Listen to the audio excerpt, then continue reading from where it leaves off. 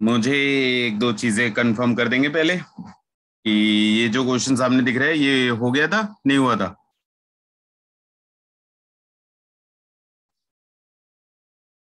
अरे फिर से गए। जल्दी जल्दी जल्दी जल्दी रेस्पॉन्ड करने में टाइम नहीं लगाना।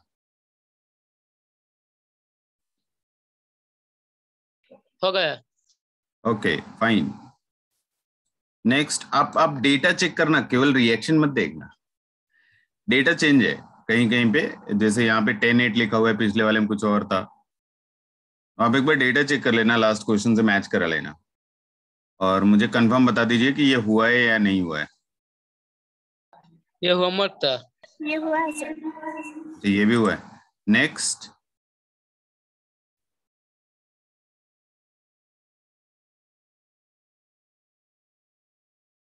जल्दी जल्दी।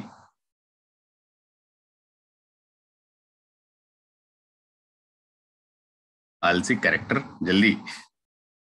इतना अपनी कॉपी में नहीं दिखता है तुम लोगों को। जल्दी बोलो।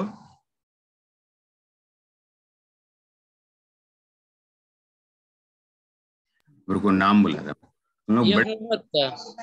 अच्छा ये नहीं हुआ था, ये सर। तो आप करिए जरा इसको। और आपको मालूम रहेगा कि आपको क्या करना है। आपको करना कुछ ऐसा है कि प्रोडक्ट कितना बना हुआ है ये तो बताना ही है, लिमिटिंग रीजेंट फाइंड आउट करना है, और कोई भी रिएक्टेंट अगर बचा हुआ है तो कितना बचा हुआ है वो भी बताना है। शुरू हो जाइए जल्दी से।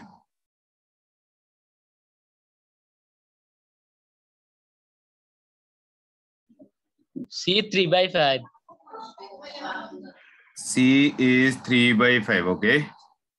D = 9/5।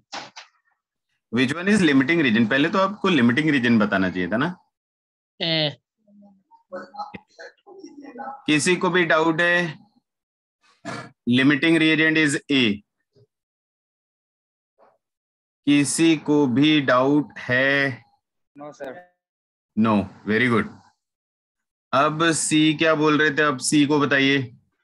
3/5। 3/5। किसी को डाउट है इसमें?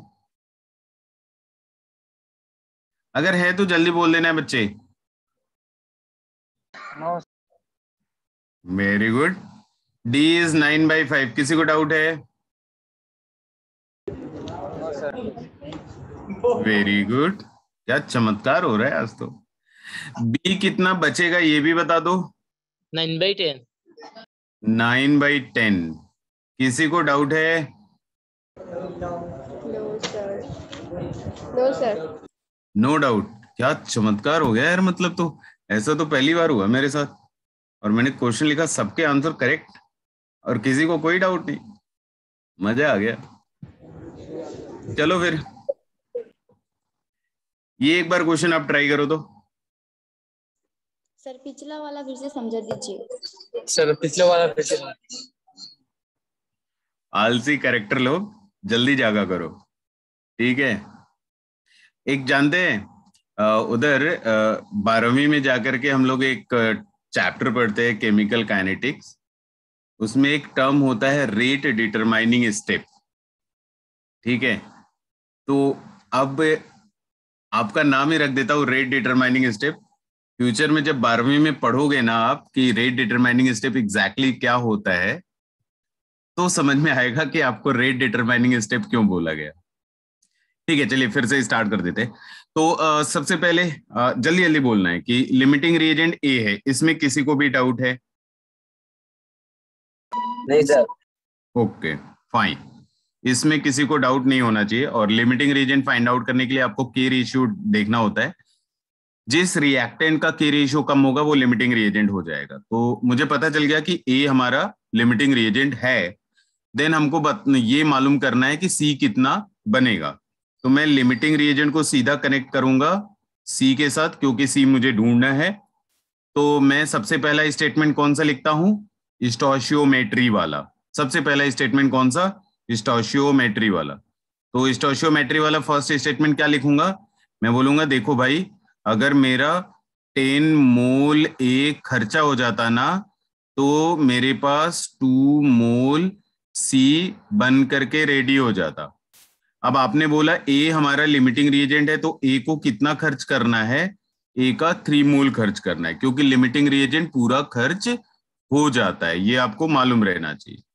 तो मैं क्या बोल रहा हूँ कि जब भी ए का 1 मोल खर्च होता ना, तो सी का 2/10 मोल बन जाता। अब ए का मुझे कितना खर्च करना है? 3 मोल खर्च करना है, तो सी का कितना बनेगा? 2/10 इंटू 3, जो कि कितना होता है? 3/5 मोल। तो यही आंसर है भाई, 3/5 मोल सी का बन गया होगा। यही आंसर है, सी के बारे में यही इंफॉर्मेशन चाहिए थी। नेक्स्ट हमको ढूंढना है कि भाई डी कितना बना। तो आप ऐसा बोल सकते हो, अभी डी ढूंढना है ना, तो डी को लिमिटिंग रिएजेंट से कनेक्ट करो। तो मैं क्या बोलूंगा कि 10 मोल अगर मैंने ए खर्च कर दिया ना, तो 6 मोल आपका डी बन जाएगा, राइट। अब मुझे ए का कितना खर्च करना है? 3 मोल खर्च करना है, चलो खर्च कर देते।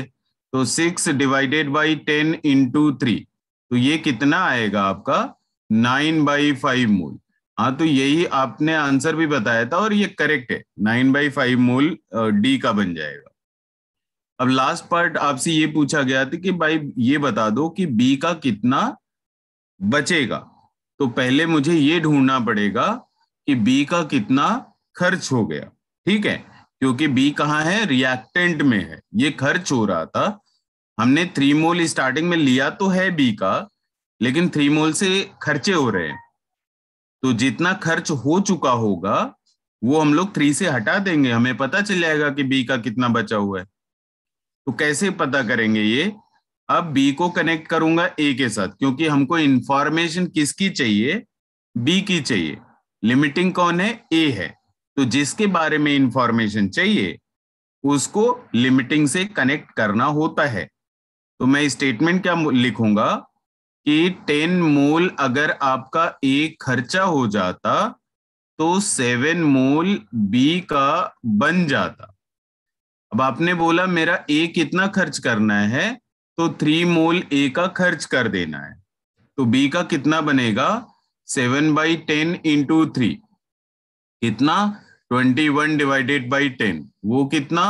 2.1 मोल। मतलब आपने बी का कितना खर्च करा? 2.1 मोल खर्च कर दिया।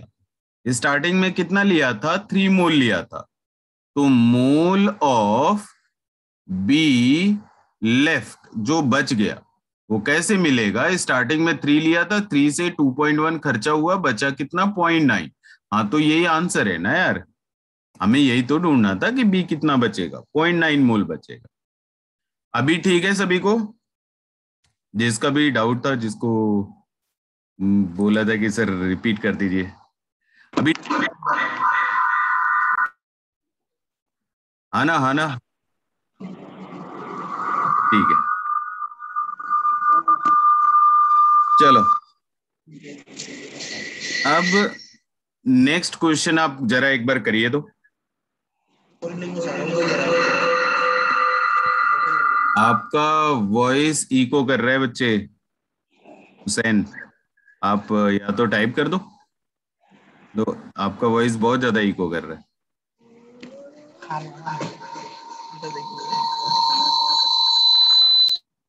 नहीं नहीं, बहुत ज्यादा इको हो रहा है, कुछ समझ में नहीं आएगा।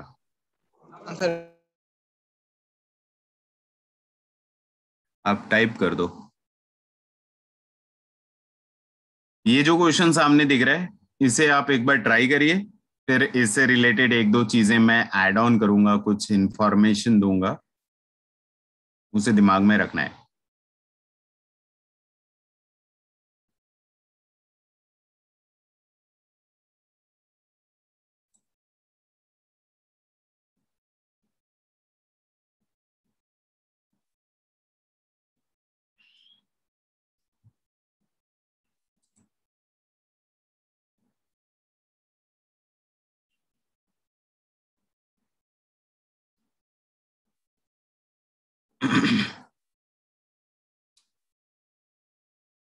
दिमाग काम कर रहे?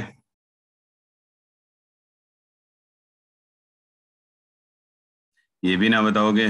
चलो, इनविटेशन में पूछूंगा एक एक लोगों का नाम फिर। शहनाज क्या बता रहे बच्चे? मोल 0.04 और मास 3.2। हाँ करेक्ट है, करेक्ट है, करेक्ट। आंसर तो करेक्ट है बच्चे, आंसर आपका करेक्ट है। और कोई बताएगा?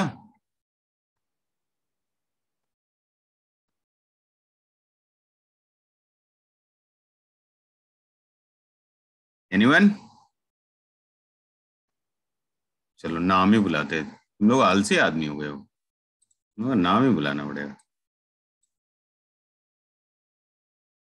हैदर, कभी तो कुछ बोला करो यार, कभी हमें भी पता चले कि आप भी हो इधर। हो या नहीं हो? अरे अपनी एग्जिस्टेंस पे डाउट हो गया, खुद के एग्जिस्टेंस पे भी डाउट आता है। जबीर हो इधर? नहीं, खुद ही नहीं पता है कि नहीं है। अरे कुछ बोलो भाई। हफीजा नहीं? अरे हाँ नहीं तो बोल दो यार कम से कम। हाँ नहीं भी नहीं बोलोगे।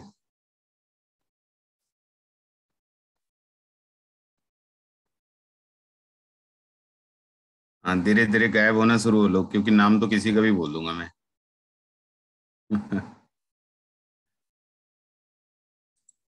भागने वाले लोग हो। अच्छा 32 आंसर बोल रहे हो? सुहल नहीं बच्चा, 32 तो नहीं आएगा, 3.2 आता है। अशरफ करेक्ट है, 3.2 ग्राम, 3.2 ग्राम आएगा, 32 नहीं आएगा, 3.2 आएगा।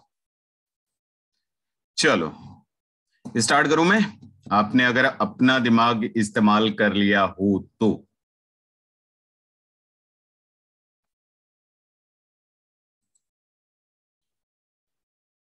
ओके 3.2 ठीक है। स्टार्ट करूं बच्चे? हाँ नहीं रिस्पॉन्ड करा करो जल्दी से, इसमें इट्स लाइक इरिटेटिंग समटाइम्स, क्योंकि हम यहाँ मशीन से बात करने के लिए नहीं बैठे, है ना? लैपटॉप से बात करने के लिए नहीं बैठा हूं मैं।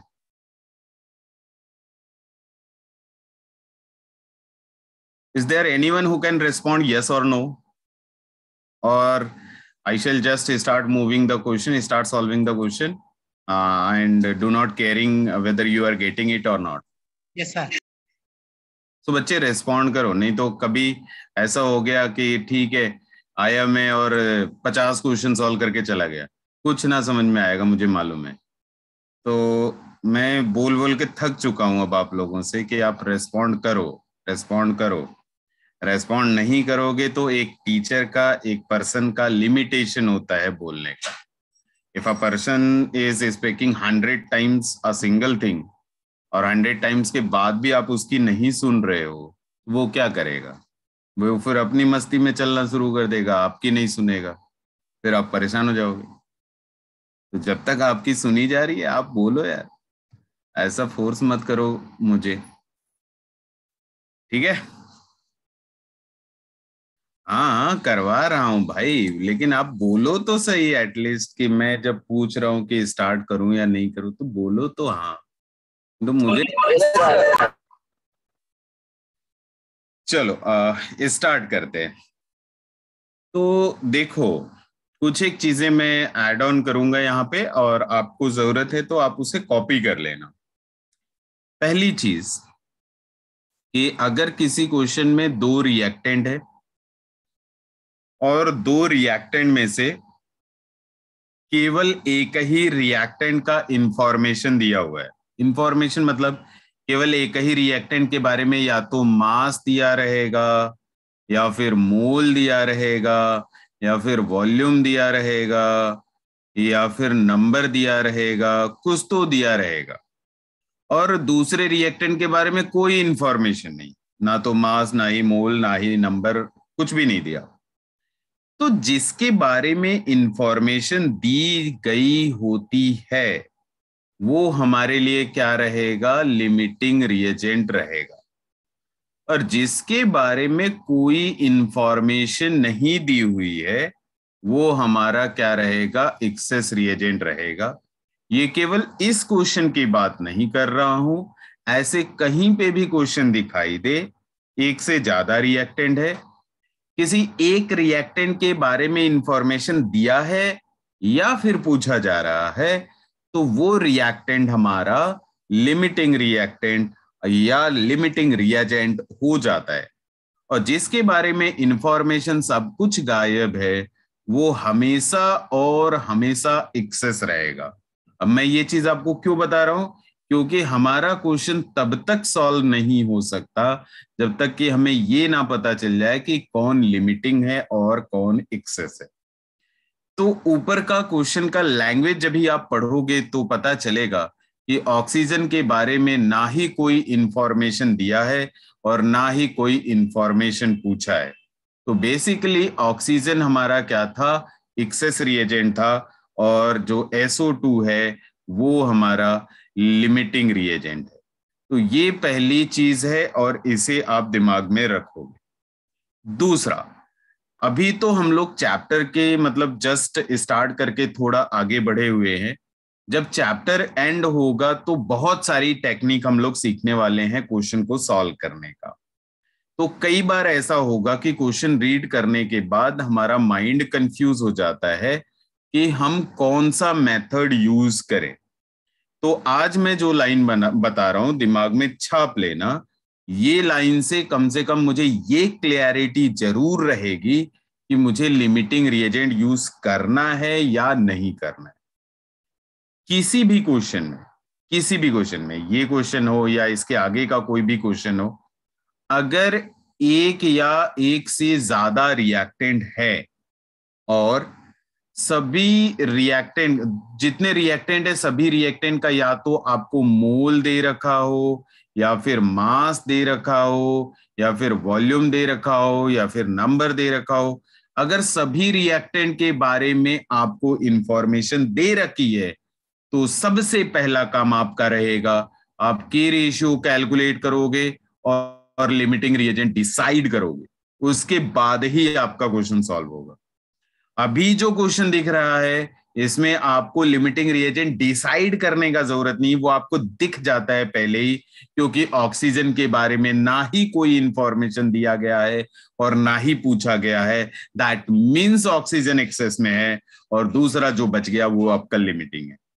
तो आपको ये मैं बता रहा था कि लिमिटिंग का कॉन्सेप्ट तब कभी यूज करना है जब एक से ज्यादा रिएक्टेंट है और उन सभी में आपको सभी रिएक्टेंट का मास दे रखा है, या किसी का मास, किसी का मोल, किसी का वॉल्यूम, मतलब सभी रिएक्टेंट के बारे में कुछ ना कुछ इंफॉर्मेशन दे रखा है, देन 100% वहां पे लिमिटिंग रिएजेंट का कॉन्सेप्ट यूज होगा। You have to use that.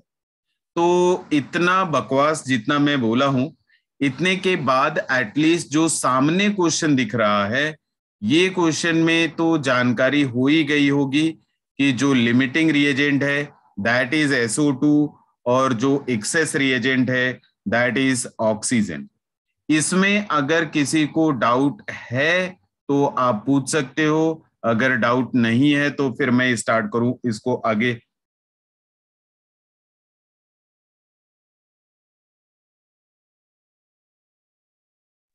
No doubt. अच्छा, थैंक यू। नहीं, तुम्हारा ये रेस्पॉन्स सुनते सुनते तो मैं बूढ़ा हो जाता। जब तक तुम रेस्पॉन्ड करोगे तब तक मैं बूढ़ा हो चुका रहूंगा। चलो फिर आगे चलते हैं। तो अब बारी आती है कि अब मुझे ये क्वेश्चन सॉल्व कैसे करना है, अब उसमें दिमाग लगाना है। तो भाई देखो, हमको क्वेश्चन में SO3 के बारे में पूछा जा रहा है और SO2 के बारे में इंफॉर्मेशन दिया है। तो जो अभी तक हम सॉल्व करते आए हैं बिल्कुल वही प्रोसेस यूज करना है, कुछ भी नया यूज नहीं करने वाला। लिमिटिंग रिएजेंट को कनेक्ट करूंगा उससे जिसका मोल या मास या नंबर या वॉल्यूम मुझे कैलकुलेट करना है। तो हम लोग स्टोइचियोमेट्री से स्टार्ट करते हैं। तो मैं क्या बोलूंगा कि अगर मेरे पास 2 मोल सल्फर डाइऑक्साइड खर्च हो जाता तो 2 मोल सल्फर ट्राइऑक्साइड चुका होता, ये मैं बोलता। लेकिन ये तो 2 मोल के लिए मैं बोल रहा हूं। अगर मैं 1 मोल सल्फर डाइऑक्साइड खर्च करता तो 1 मोल सल्फर ट्राइऑक्साइड बन जाता। आपको बोला गया कि आपके पास सल्फर डाइऑक्साइड का 2.56 ग्राम है, तो आपको खर्च कितना करना है? 2.56 ग्राम खर्च करना है। लेकिन आप कौन सी भाषा बोल रहे थे? आप तो मोल की भाषा बोल रहे थे, और यहाँ पे क्या दिया? ग्राम वाली भाषा दे दी है। तो हम क्या करेंगे? हम इस ग्राम को पहले मोल में कन्वर्ट कर लेंगे। कैसे कन्वर्ट कर लेंगे? मोल कैलकुलेट करने का फॉर्मूला सीखा है हमने। मोल क्या होता है? Mass of the sample divided by molar मास। तो बच्चे मास कितना? 2.56, मोलर मास कितना? 64। SO2 का मोलर मास 64 आता है। कैसे आता है? Sulphur atomic mass 32, oxygen atomic mass 16। तो आप चेक कर लो, SO2 के लिए 64 आता है। तो जब आप मोल कैलकुलेट करोगे 2.56 डिवाइडेड बाई 64, ये आपको मिलेगा 0.04। मतलब आपको SO2 का अगर 2.56 ग्राम खर्च करना है, मतलब आपको 0.04 मोल खर्च करना है। तो अगर आप 0.04 मोल SO2 का खर्च करते हो तो SO3 का 0.04 मोल बन जाएगा। ये क्या है? ये वो मोल है जो SO3 का बन चुका है। अब क्या चाहिए आपको? अब चाहिए आपको मास, कि SO3 का कितना मास बनेगा।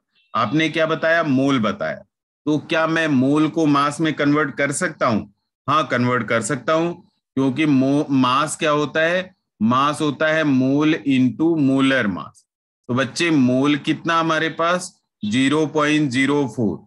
मोलर मास कितना? 64। नहीं लिखना है यहाँ पे, 64 नहीं लिखना है, नहीं लिखना है। क्यों नहीं लिखना है? अरे हमको SO3 का मास चाहिए, तो SO3 का मोलर मास लिखूंगा ना। तो SO3 का मोलर मास कितना होता है? 80 होता है।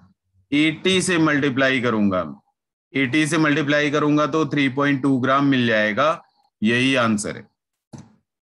Any doubt anyone?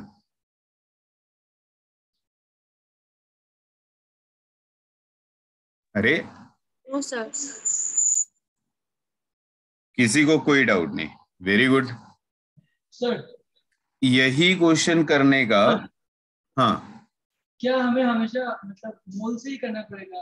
अगर नहीं, मास हमें हमेशा मोल से नहीं करना है। वही मैं आपको बताने जा रहा था, यही चीज आपको बताने जा रहा हूं कि यही क्वेश्चन हम लोग दूसरे तरीके से कर सकते हैं, जो थोड़ा शॉर्ट आपको फॉर द टाइम बिंग हो सकता है कि आपको शॉर्ट लगे कि काफी आसान है, लेकिन वो वाला काम हमेशा आसान होता नहीं है। तो मैं बता देता हूँ, वो भी मेथड आपको बता दे रहा हूं।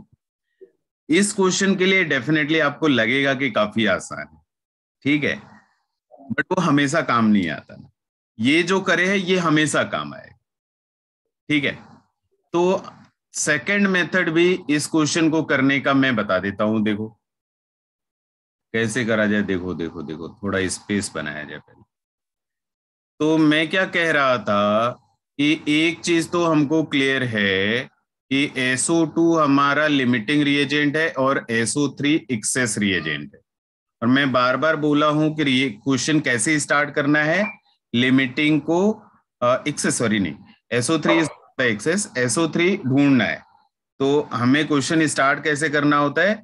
लिमिटिंग को जिसको ढूंढना है उससे कनेक्ट करना होता है।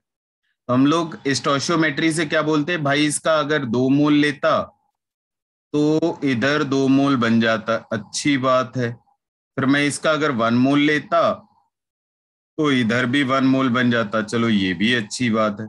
अब 1 मोल SO2 का मास कितना होता है? अभी ऊपर लिखा हुआ है 64 ग्राम। और 1 मोल SO3 का मास कितना होता है?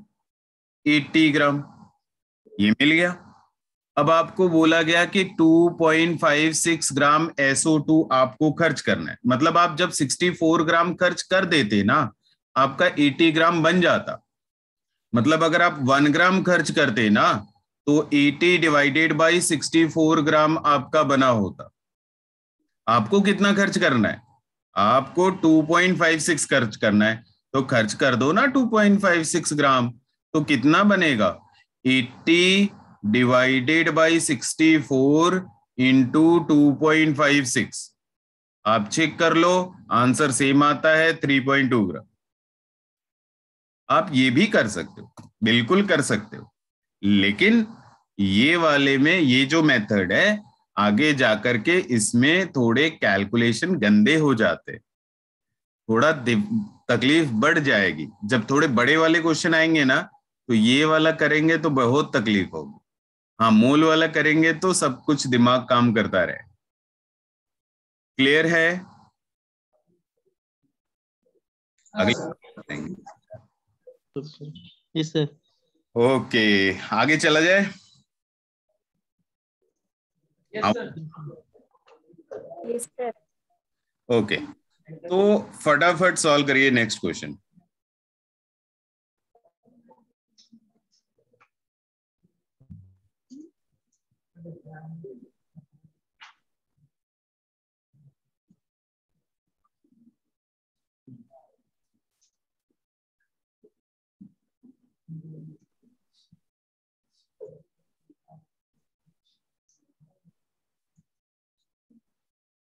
एकदम से सिमिलर क्वेश्चन है, आप कर सकते हैं। बस 2.56 के जगह पे 3.2 लिखा है, और जिससे पूछूंगा ना वही आंसर बताएगा। अब देखता हूं, पहले रुको। अभी 19 लोग हैं, देखो अभी कुछ देर में कुछ लोग डिस्कनेक्ट करेंगे, फिर 5 मिनट बाद कनेक्ट करेंगे। जैसे ही नाम लेता हूं ना, जिससे पूछूंगा वही बताएगा। 2-4 लोग धीरे से कट लेते, फिर 5 मिनट बाद ज्वाइन कर लेते। कब तक भागोगे? ऐसे भागने से काम चलेगा है? 4 ग्राम करेक्ट है। सुहल करेक्ट है, 4 ग्राम आएगा। जिससे मैं पूछूंगा देखो वही बताएगा। अभी 18 पे रुका है, अभी देखो 1-2 लोगों का नाम लूंगा ना, 2-4 लोग गायब हो जाएंगे।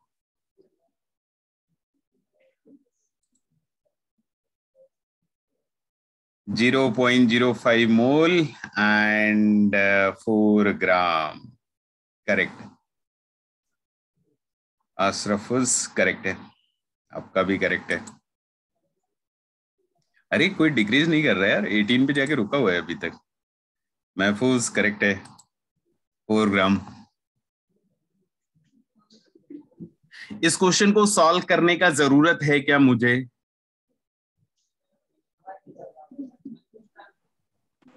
थोड़ा जल्दी रिस्पॉन्ड करेंगे।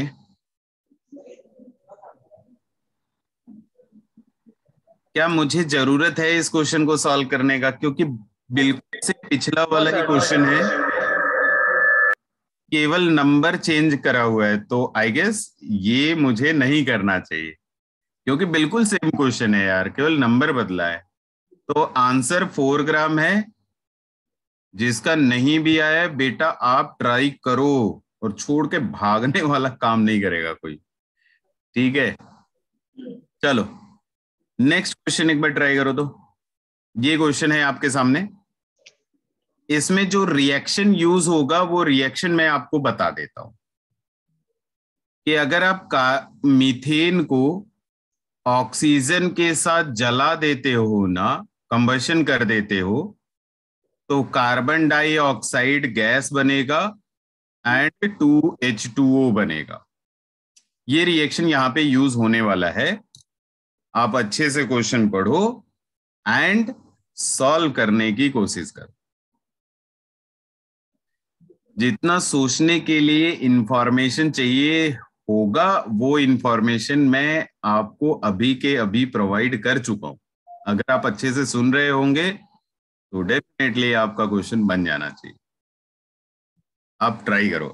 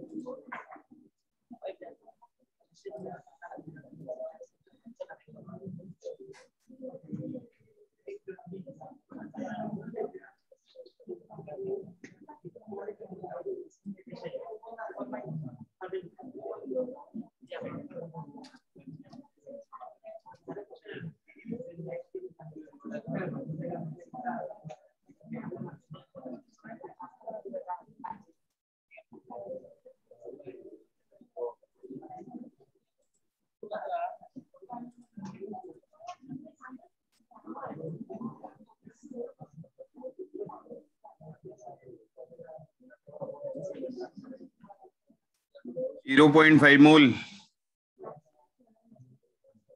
8 ग्राम। ओके, करेक्ट है सुहेल। अशरफुज करेक्ट है, फरहानुल करेक्ट है, करेक्ट है, शहनाज करेक्ट है। कर लिया यार, आप लोग कर सकते हो। आप लोगों को जरूरत है थोड़ा कॉन्फिडेंस का, बिल्कुल कर सकते हो। स्टार्ट करूं? Yes sir. ओके, देखिए जैसा मैं आपको एक्सप्लेन कर रहा था, जैसा मैं समझा रहा था, तो यहाँ पे जो प्रोडक्ट है कार्बन डाइऑक्साइड, ये आपको दे रखा है कि आपको ना 22 ग्राम कार्बन डाइऑक्साइड प्रोड्यूस करवाना है। पूछ रहे मीथेन, कितना मीथेन का जरूरत होगा। अब ऑक्सीजन का क्वेश्चन में नाम भी नहीं लिया, ठीक है, तो जिसका नाम भी नहीं लिया वो क्या, वो एक्सेस रिएजेंट। यही मैं आपको समझा रहा था। जिसके बारे में दिया जाए या पूछा जाए प्रोडक्ट को रिलेट करके, वो हमारा क्या, लिमिटिंग। तो अब आप मीथेन को CO2 से कनेक्ट कर दो, देखो तो दोनों का 1 मोल 1 मोल है। अगर आप 1 मोल CH4 खर्चा कर देते तो 1 मोल CO2 बन जाता। मैं इसका उल्टा स्टेटमेंट लिखूंगा, क्योंकि मुझे CO2 दे करके CH4 पूछ रहा है, तो मैं स्टेटमेंट कैसा लिखूंगा कि 1 मोल CO2 can be produced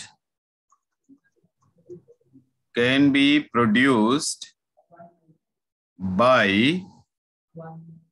1 mole CH4।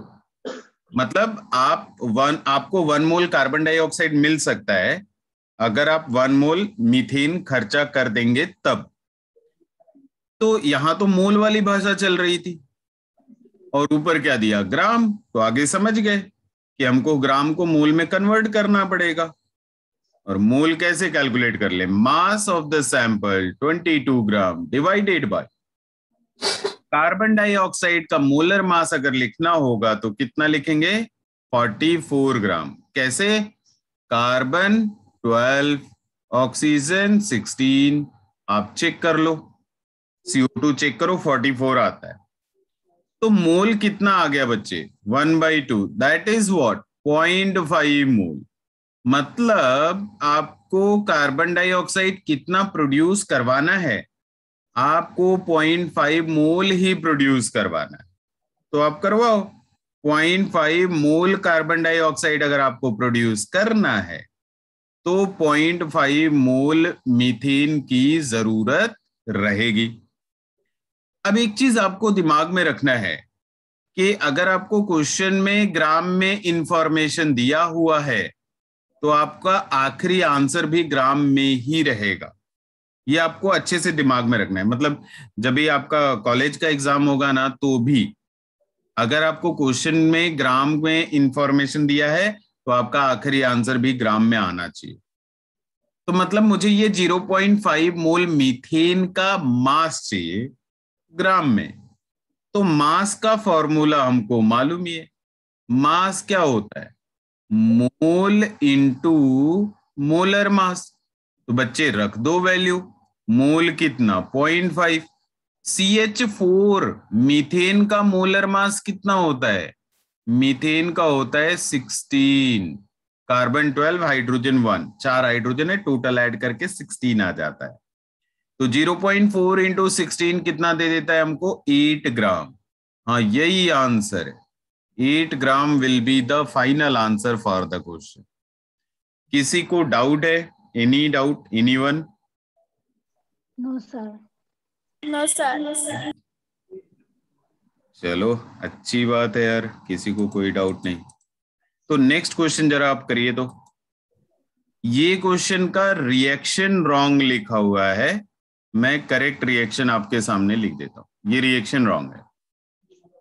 जो करेक्ट रिएक्शन है, अगर आप कैल्शियम बाई कार्बोनेट ले आओगे और इसको HCl से रिएक्ट करा दो, तो जो प्रोडक्ट बनता है वो calcium chloride, carbon dioxide and H2O बनता है।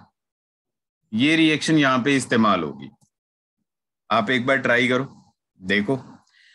और एक चीज, अभी तक का सबसे आसान क्वेश्चन यही है, सबसे आसान क्वेश्चन।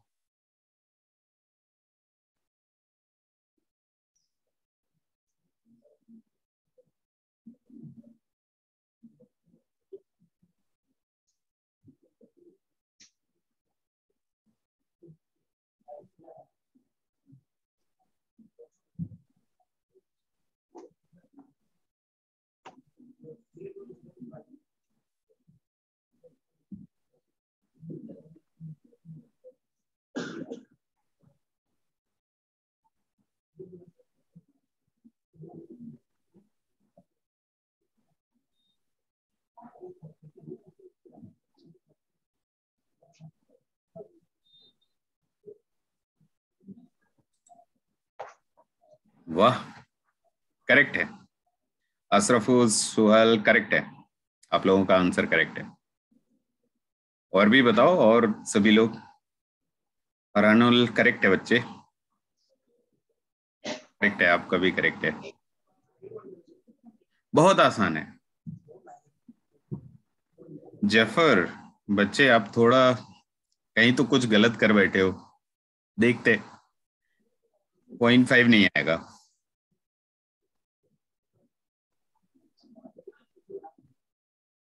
देसर करेक्ट है, इधर करेक्ट है। अब रेस्पॉन्स आने लगा, देखो। थोड़ा सा आप एनर्जेटिक रहो। हम लोगों का बुढ़ापा नहीं है ना, हम लोगों का बुढ़ापा है। हम लोग थोड़े आलसी टाइप के रहेंगे तो चलेगा। आप लोगों का बुढ़ापा नहीं है अभी। तो आंसर इज 0.75 और काफी लोगों का करेक्ट है। और बहुत ही आसान सा क्वेश्चन था, ठीक है, बहुत आसान सा। देख लेते कैसे। तो फिर से सेम जो मैं अभी पीछे समझाया आपको, वही सेम चीज यहाँ पे भी है। आपको ना यहाँ पे 1.5 मोल कार्बन डाइऑक्साइड प्रोड्यूस करवाना है। तो कार्बन डाइऑक्साइड के बारे में इंफॉर्मेशन दे दिया, कितना प्रोड्यूस करवाना है? 1.5 मोल प्रोड्यूस करवाना है। फिर बोला कि आपको कैल्शियम बाइकार्बोनेट, कितना कैल्शियम बाइकार्बोनेट का जरूरत पड़ेगा। वापस से आप देख सकते हो कि HCl के बारे में कोई इंफॉर्मेशन नहीं दिया, मतलब साफ है HCl क्या है? एक्सेस है। एंड कैल्शियम बाइकार्बोनेट क्या है? लिमिटिंग। क्वेश्चन सॉल्व करने के लिए बार बार आपको बोला जा रहा है कि आप लिमिटिंग से सीधा प्रोडक्ट वाले को कनेक्ट कर दो। कैसे कनेक्ट करोगे? स्टोइचियोमेट्रिक कोएफिशिएंट के थ्रू कनेक्ट करोगे। तो स्टोइचियोमेट्रिक कोएफिशिएंट देखूंगा तो मैं ये बोलूंगा कि अगर मुझे 2 मोल कार्बन डाइऑक्साइड प्रोड्यूस करवाना है, CO2, 2 मोल CO2 प्रोड्यूस करवाना है, तो I must have 1 mole of calcium bicarbonate। 1 mole calcium bicarbonate तो रहना ही चाहिए अपने पास, तभी ये काम हो पाएगा। आपको एक्चुअल सीन में कितना प्रोड्यूस करवाना है ये तो हमने स्टोइचियोमेट्री लिखी। एक्चुअल सीन में आपको चाहिए 1.5 मोल। तो जब भी आप 1.5 मोल प्रोड्यूस करवाने की कोशिश करोगे तो 1.5 divided by 2 that is 0.75 mole calcium bicarbonate का जरूरत पड़ेगा, और यही करेक्ट आंसर। किसी को डाउट, कंफ्यूजन पूछ सकते हो? एनीवन? नहीं? अरे हाँ नहीं बोलो। ओके, फिर नेक्स्ट क्वेश्चन अटेम्प्ट करिए। अरे ये तो बहुत ही अच्छा क्वेश्चन है। ये जो करेक्ट करेक्ट बता दिया ना, पक्का पार्टी 100%। लेकिन करेक्ट आंसर चाहिए सारे पार्ट का। इस क्वेश्चन में 3 पार्ट है। कैलकुलेट द अमोनिया फॉर्म, नहीं 2 पार्ट है। दोनों पार्ट का मुझे करेक्ट आंसर चाहिए। अगर आप बता देते हो तो पक्के से पार्टी।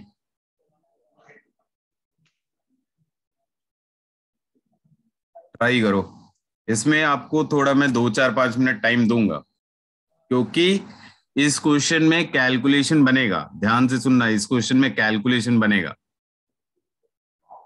तो थोड़ा कैलकुलेशन के लिए टाइम दे ही सकता हूं। अगर किसी को रिएक्शन को लेकर के कंफ्यूजन है कि रिएक्शन कैसा होगा, तो मैं लिख भी देता हूं। बोला जा रहा है आप नाइट्रोजन को रिएक्ट कराओ किसके साथ? हाइड्रोजन के साथ। प्रोड्यूस क्या करवाना है? अमोनिया। और अगर आप बैलेंस करोगे तो आपको 3H2 और 2NH3 लेना पड़ेगा। ये बैलेंस रिएक्शन यहाँ पे यूज होगा। इससे ज्यादा हेल्प अभी तो नहीं करूंगा, अब आप करो।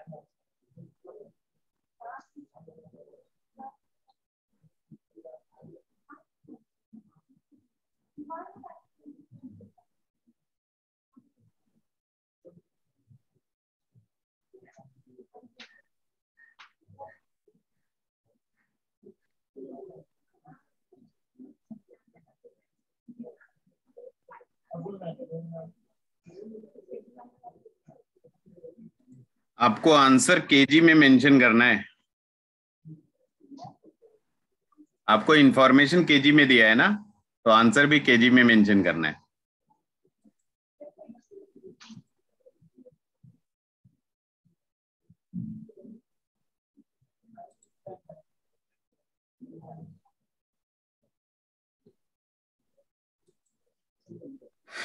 अशरफुस 127 नहीं आएगा बच्चे।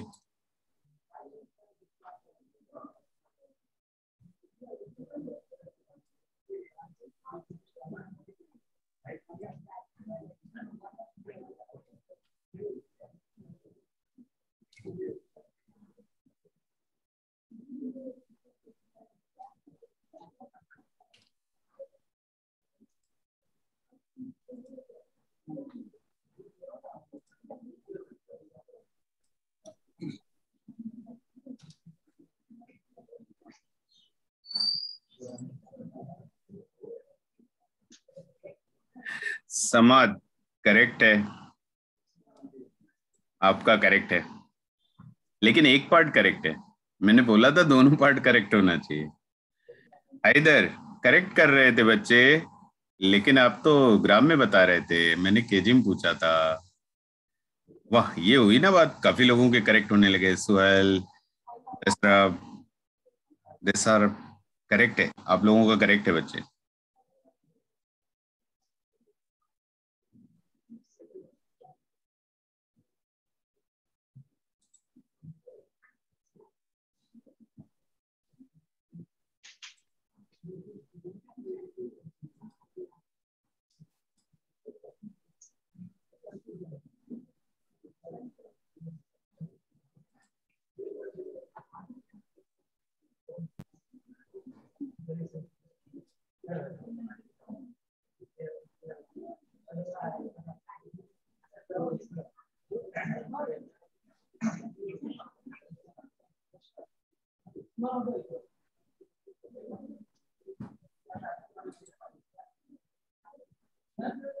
One 170 divided by 3 is correct.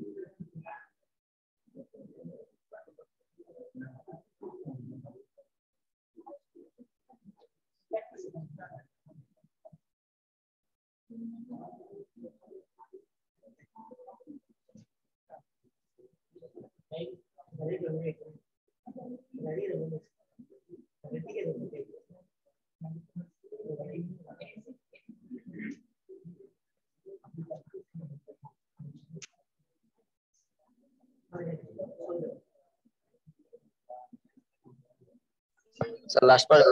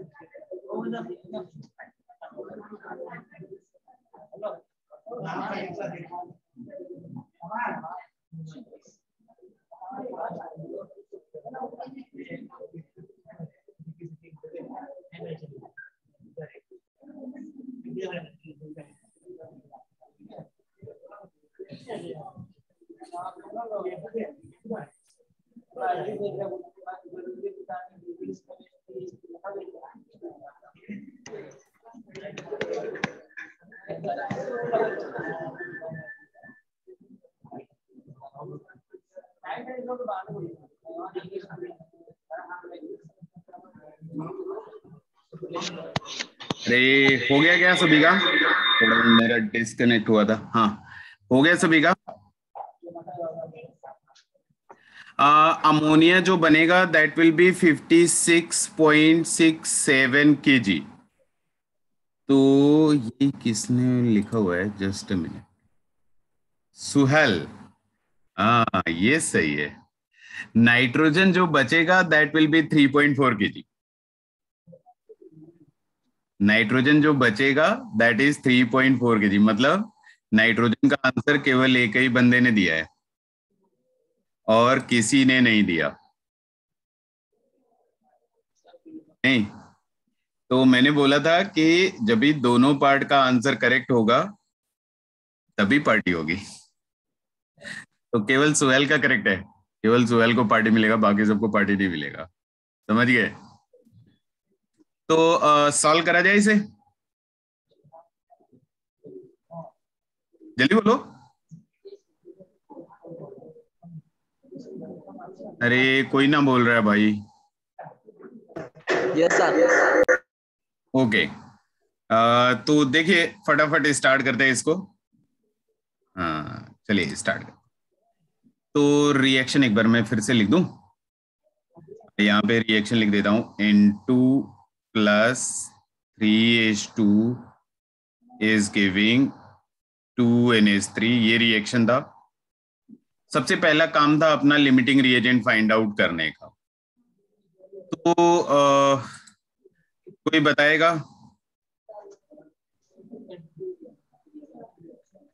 अच्छा हाँ भाई, सर आना करेक्ट प्रोनाउंस कर रहा हूं ना? हाँ ठीक है, मैं ये बोल रहा था कि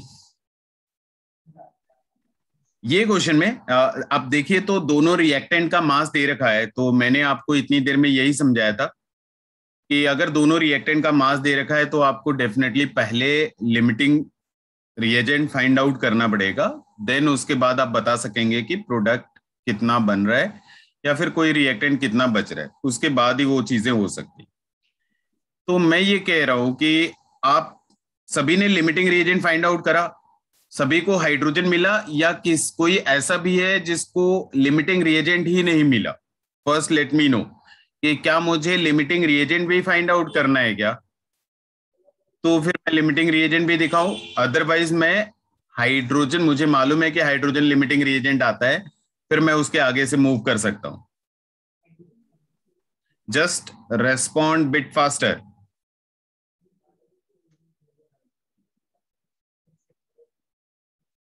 अरे जल्दी बोल दो बच्चे, लिमिटिंग रिएजेंट बताना है क्या? अच्छा ठीक है, ओके, लिमिटिंग रिएजेंट नहीं चाहिए। सो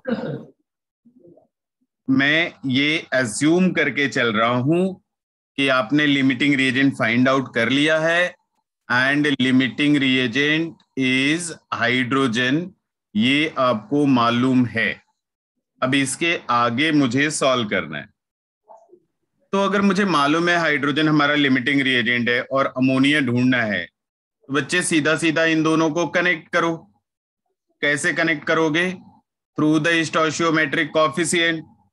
तो फिर मैं क्या बोलता कि 3 मोल ना, 3 मोल hydrogen is going to react is going to produce 2 mole ammonia, 2 mole ammonia बन जाएगा 3 मोल हाइड्रोजन के साथ। अब हाइड्रोजन का हमको कितना दिया, 10 kg दिया, तो पहले मैं हाइड्रोजन का मोल कैलकुलेट करूंगा। देखो हाइड्रोजन का अगर मैं मोल कैलकुलेट करता तो 10 kg था, केजी को ग्राम में कन्वर्ट करने के लिए 10⁻³ से मल्टीप्लाई करूंगा, डिवाइडेड बाय हाइड्रोजन का मोलर मास 2 होता है 2, तो मोल कितना आ गया बच्चे, 5 × 10⁻³ मोल आ गया। ये हाइड्रोजन का मोल पूरा खर्च हो जाएगा क्योंकि हाइड्रोजन ही हमारा लिमिटिंग रिएजेंट है। तो मैं क्या बोल रहा हूं कि 5, अगर मैं 1 मोल हाइड्रोजन खर्च करता तो 2/3 मोल अमोनिया बनता। हमने कितना खर्च करना है, 5 × 10⁻³ मोल खर्च कर देना है। तो अमोनिया कितना बनेगा, 2/3 × 5 × 10⁻³ मोल अमोनिया बन जाएगा। तो ये कितना हो गया बच्चे, 5 × 2 10 और 10 × 10⁻³ में लिख सकता हूं डिवाइडेड बाई 3। ये क्या मिल गया बच्चे, अमोनिया का मोल मिल गया। अब अगर चाहिए आपको अमोनिया का मास, तो मास क्या होता है, मोल इंटू मोलर मास। मोल कितना, 10 × 10⁻³ डिवाइडेड बाई 3, ये मोल है, और अमोनिया का मोलर मास कितना, 17। तो ये आंसर आएगा ग्राम में। ग्राम में कितना आएगा, 170 × 10⁻³ डिवाइडेड बाई 3 ग्राम। अगर मुझे केजी में चाहिए तो इसी ग्राम को केजी में कन्वर्ट करने के लिए 1000 से 10⁻³ से डिवाइड करूंगा, तो आंसर क्या आ जाता, 170 डिवाइडेड बाई 3 kg। अब 170 डिवाइडेड बाई 3 kg कितना होता है, 56.67 kg। ये आंसर मिल जाएगा, क्या मिल जाएगा कि अमोनिया कितना बन गया।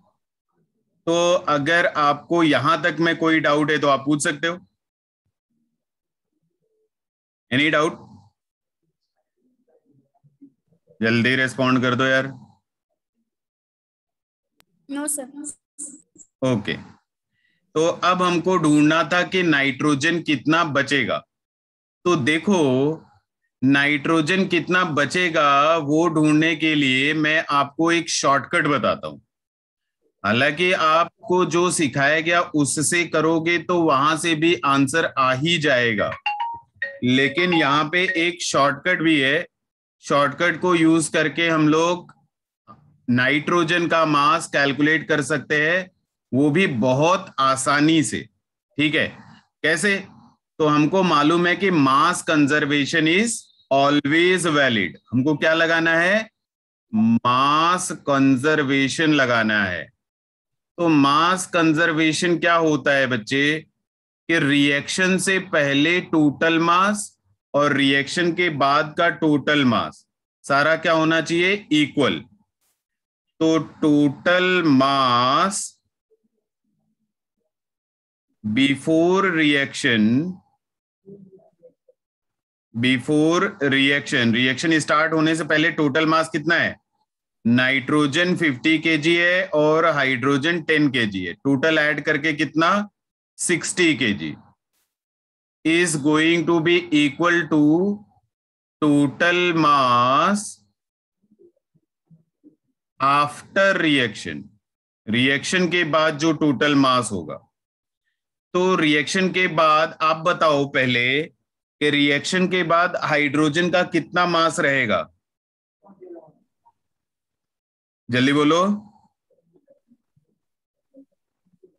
जल्दी बोलो भाई।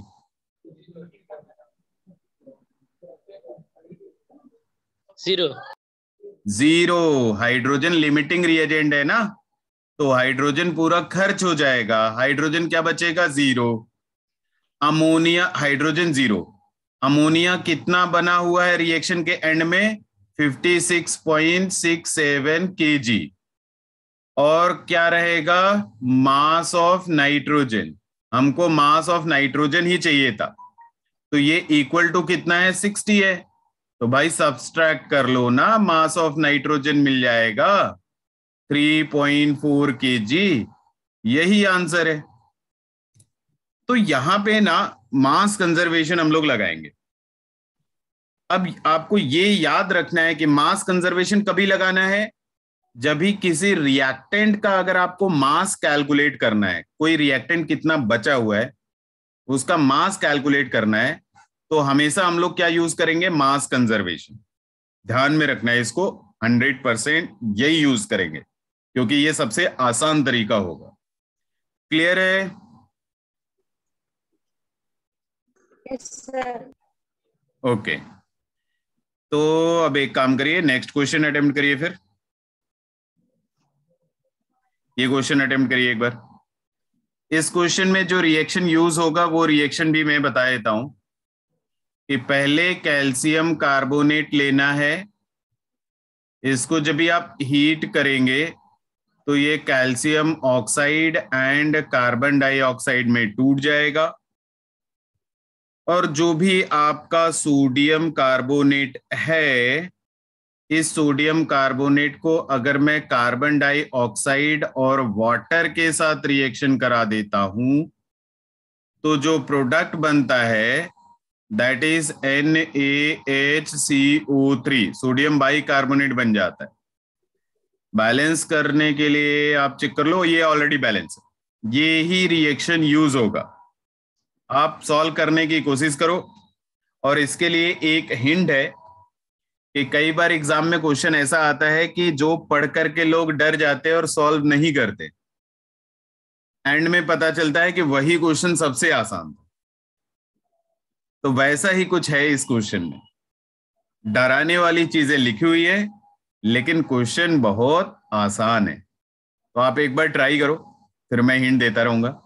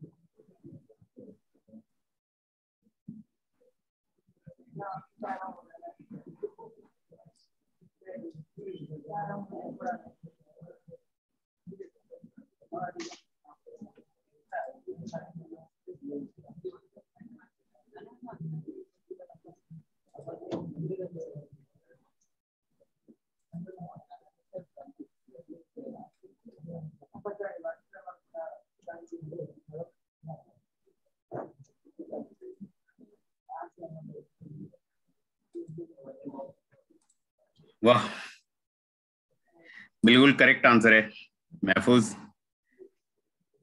10 बहुत आसान है। और करेक्ट आंसर, करेक्ट है आपका, 10 आएगा।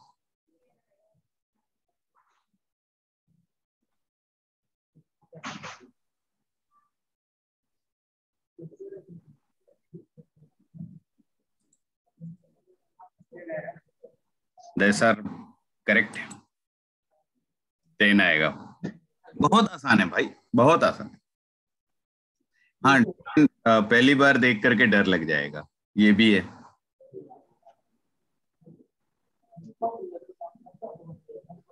तो स्टार्ट करूं मैं?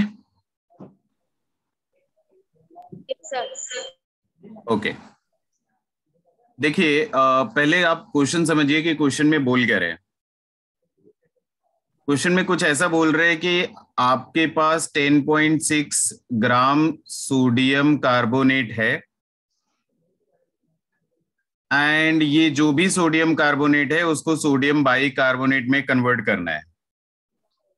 ठीक है, ये कन्वर्जन में आपको कार्बन डाइऑक्साइड का जरूरत पड़ेगा, क्योंकि आप देखो कार्बन डाइऑक्साइड का जरूरत पड़ रहा है। यहाँ पे जितना भी कार्बन डाइऑक्साइड का जरूरत पड़ेगा वो आपको फर्स्ट रिएक्शन से प्रोवाइड करवाया जाएगा। तो यहाँ पे जितना भी कार्बन डाइऑक्साइड पहले रिएक्शन में बन रहा है वही सेकेंड रिएक्शन में यूज करना है। फिर आपको बोले कि मेरे पास 10.6 ग्राम है सोडियम कार्बोनेट और इसे पूरा खर्च करना है, तो बताओ कैल्शियम कार्बोनेट का जरूरत कितना होगा। अब कैल्शियम कार्बोनेट का रिलेशन इसके साथ कैसे है कि 10.6 ग्राम खर्च करने के लिए कार्बन डाइऑक्साइड चाहिए। जितना कार्बन डाइऑक्साइड यहाँ पे चाहिए उतना ही कार्बन डाइऑक्साइड पहले वाले रिएक्शन में प्रोड्यूस होना चाहिए। तो उसको प्रोड्यूस करने के लिए कैल्शियम कार्बोनेट की जरूरत पड़ेगी। बस इतना ही सोचना था, इतना सोच लिया, क्वेश्चन सॉल्व। अब देखो, अब मैं क्या बोल रहा हूं कि अगर मुझे 1 मोल सोडियम कार्बोनेट खर्च करना है तो 1 मोल कार्बन डाइऑक्साइड का जरूरत पड़ेगा, और 1 मोल कार्बन डाइऑक्साइड प्रोड्यूस करने के लिए 1 मोल कैल्शियम कार्बोनेट का जरूरत पड़ेगा। तो बेसिकली 1 मोल सोडियम कार्बोनेट खर्च करने के लिए 1 मोल कैल्शियम कार्बोनेट का जरूरत पड़ेगा।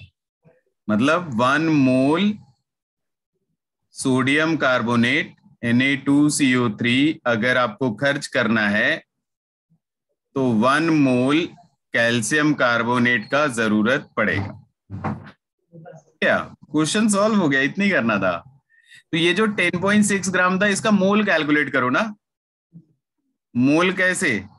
मास, कितना mass? 10.6 divided by molar mass. Sodium carbonate का molar mass is 106, sodium atomic mass 23, carbon 12, oxygen 16। तो आप जब भी सॉल्व करोगे तो 106 आएगा। तो मोल कितना आ गया? 0.1।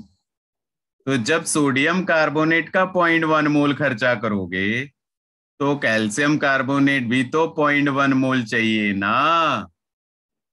तो पता चल गया हमको कि कैल्शियम कार्बोनेट कितना चाहिए? 0.1 मोल चाहिए। लास्ट में क्या चाहिए था आपको? मास।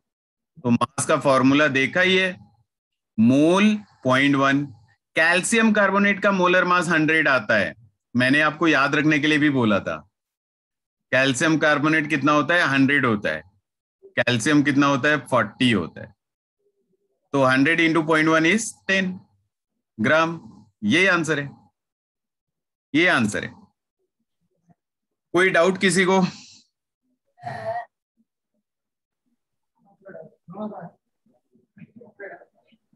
Any doubt anyone?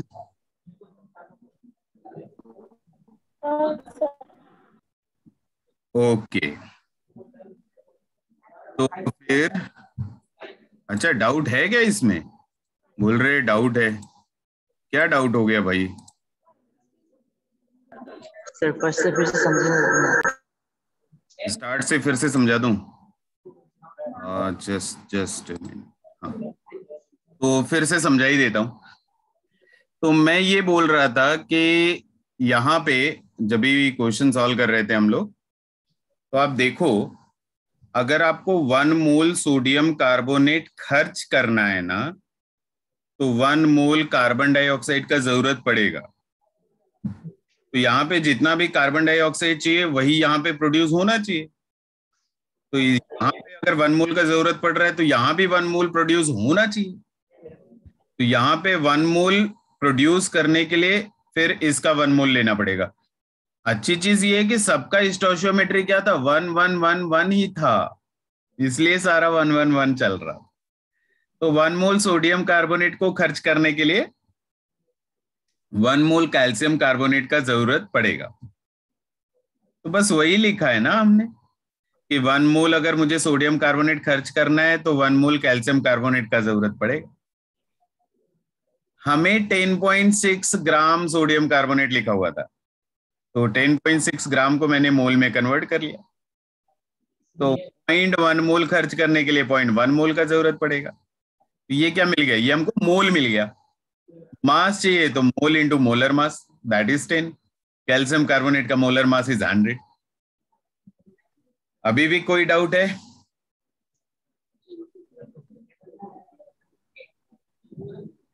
जल्दी बोलो बच्चे।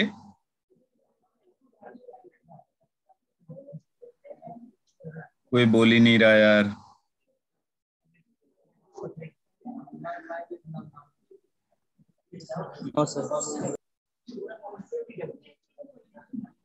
किसी को कोई डाउट नहीं है ना? बदरपुर आऊंगा नहीं आऊंगा? नहीं आऊंगा, नहीं आने का कैसा कुछ नहीं है, आऊंगा, जल्दी आऊंगा। सामने से मुलाकात होगी तो सामने से पिटाई भी होगी, ये ध्यान रखना। तो चलो इसके बाद कुछ नया सीखना है हम लोगों को, तो नया चीज नए दिन में स्टार्ट करेंगे, आज नहीं, ठीक है? चलो आज यही स्टॉप करते हैं, मिलते हैं अगली क्लास में। Thank you, sir. Thank you, sir.